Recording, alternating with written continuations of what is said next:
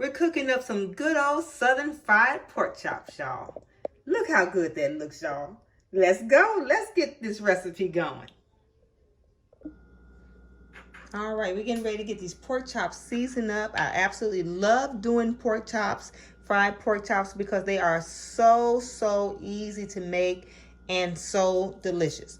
Okay, so we're only going to be using, y'all, check this out, garlic salt, lemon pepper, and some good dry rub. Now, I use Corky's. It is a great regional brand here. Well, it's based out of Memphis, Tennessee, but they really have become a wonderful regional brand. So they have, you don't have to use this brand, of course, of dry rub. You can use the kind that you like, but that's the dry rub that I personally prefer. But if you like any other kind of dry rub and you like the way it tastes, it's going to work perfect on your pork chops. Okay, so in seasoned pork chops, we're just going to go with a little bit of garlic.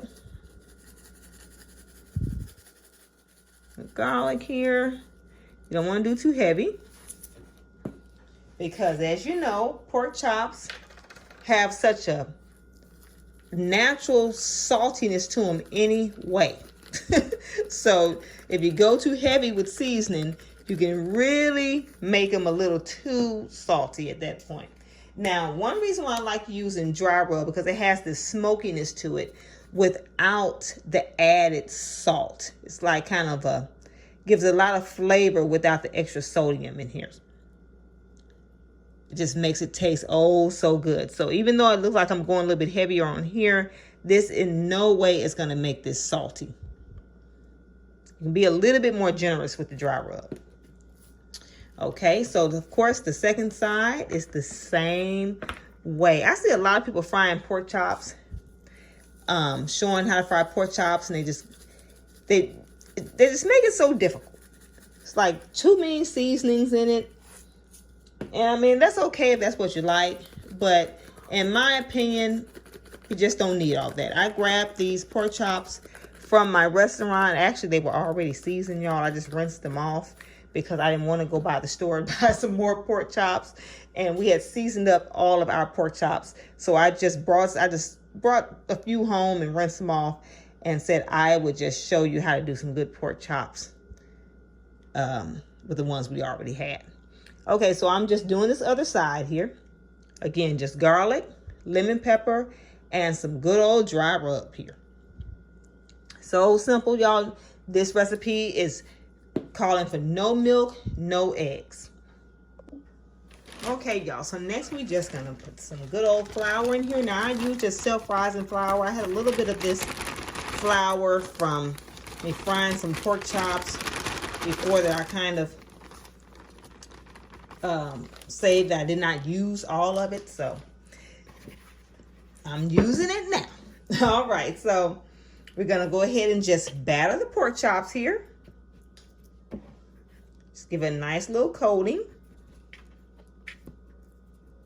Okay, we just place it right back on the little cutting board here. Again, you're not using any eggs, any milk. And sometimes I do, depending on the type of look I'm going for. If I want just to give it the real, like, extremely crispy, thicker batter on it. But I'm just going here. What I'm going for here is just good old school fried pork chops. Simple but delicious. And we know that less is definitely more. Back in the day, we didn't do all the extras, and food was delicious. So we're just going to leave all the extras out today. How about that, y'all? All right. So this is the first coating. Now, what you want to do is you want to let this sit, the flour, sit on the pork chops for about 10 minutes or so. And then you're going to batter it again. Well, put more flour on it, rather, because we're not having a batter. More flour on it after it has set about 10 minutes. That gives it time for the pork chops to absorb that first flour layer that we're putting on here. And then that's going to give it just enough flour on the second coating to fry up very nice and crispy with it being a good fry without it being too heavy of a coating. Okay, so we're gonna let this sit for about 10 minutes. We're gonna put a little bit more flour on it and we're gonna fry it up, y'all. Okay, here then the pork chops have been sitting about 10 to 15 minutes, and you see how that it has really absorbed that first layer of the first coating of flour, rather, that you can hardly tell is barely any on there. It looked like I just kind of sprinkled a little bit, but it just absorbed it really, really well, and that's what you want. So it will be all ready to grab hold to the second layer really, really good. So this is absolutely perfect. So you're going to put it back in here.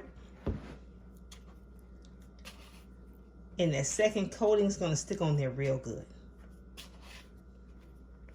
Gonna stick on there real good. I just love doing, this is my favorite way to do pork chops. Like I said, I do sometimes do it another way depending on the outcome I want, but this is my favorite way to do the pork chops. It's just simple. It's just, I just put a little flour on it at first and then let it sit, go back in and put a little bit more flour on it, and it always gives the perfect crispiness to the pork chops. This is really good. All right, so we're just gonna finish this last one up here. Gonna get ready to fry them up. So while we're getting the grease hot, and I will be frying this in a cast iron skillet, that's gonna give it time to sit just a little bit longer with this second coating, because you do want the second coating to sit on it just a little bit longer too. So, because if you don't, the flour will come off in the grease, and you don't want that. You want to stick to the pork chop real good without it coming all off here. Okay, so, and I'm just doing a little extra here, y'all. All right, so we're getting ready to fry them on up. They're going to be so good. I'm going to pair this up with some delicious candied yams and greens. All right.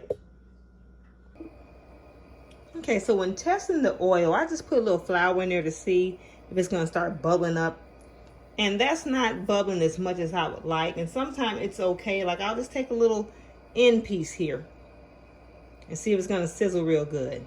You see, that's not quite ready either. And that's all you really need to do. You really don't need a thermometer or whatnot. Now, you can, if you want to get up to about 350 degrees, it's going to give it a great temperature to fry on. But just the old school, putting a little bit of flour in the pan. And I am cooking in a cast iron skillet here. I love a cast iron skillet, the way it just holds the heat and just cooks whatever I'm cooking in the skillet very evenly. So that's all you need to do to check to make sure that the grease is at the proper temp. Okay, so I'm going to put just a little bit more flour in here. Oh, it's nice and sizzling now. So these should be perfect about where I want them. Oh, yeah. Perfect, perfect, perfect. Okay, now I'm hoping this will fit about all of them here. In here. Yeah, I think I can fit that one last one on the side there. Okay, so we'll get this going real good here.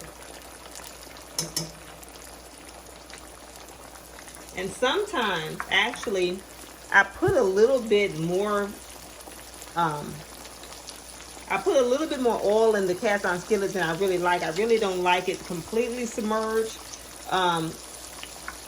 The top part, like the top part, to be kind of out of the grease a little bit.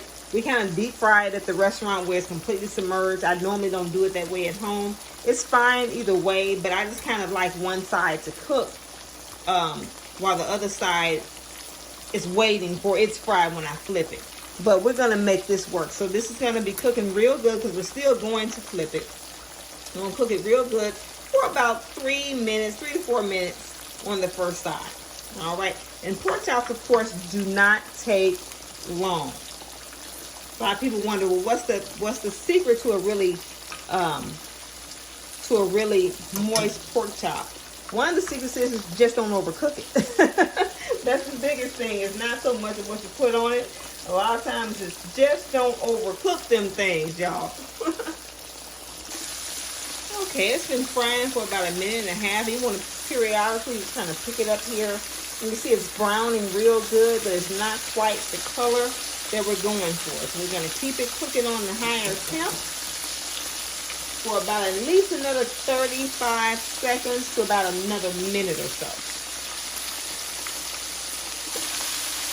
Okay, y'all, so this is the crucial part because you want to get done, you want to make sure it's juicy, but you don't want it to burn. So we're getting ready to flip it. And right now, you can see I'm having it cooking on high heat. And I'm going to turn this down to about medium to low heat, in between medium to low heat.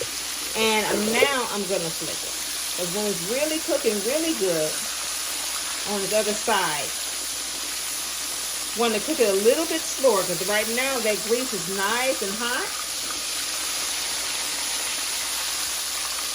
So we're going to cook it a little bit slower on the last side. Now, of course, the top was cooking as well.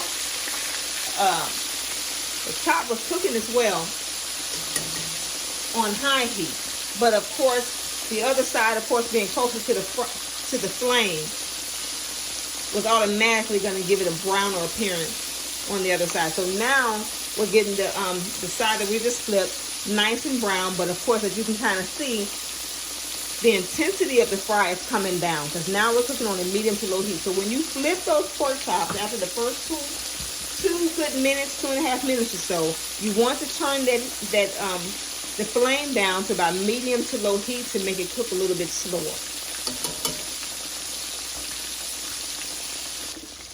Okay, so these have probably about 30 more seconds of cook time.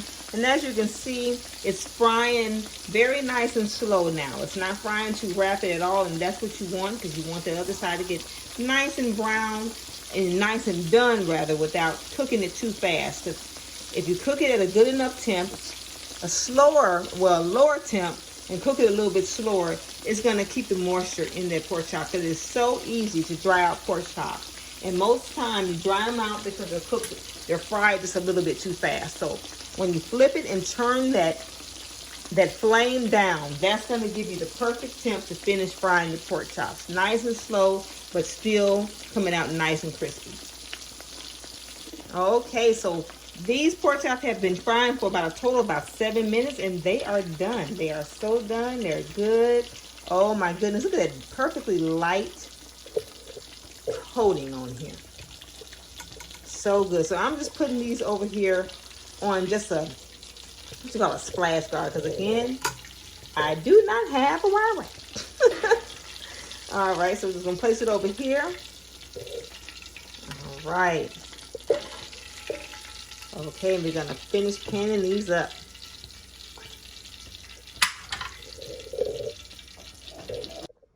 Okay, y'all, that's it. Good, delicious, southern, old school fried pork chops, y'all.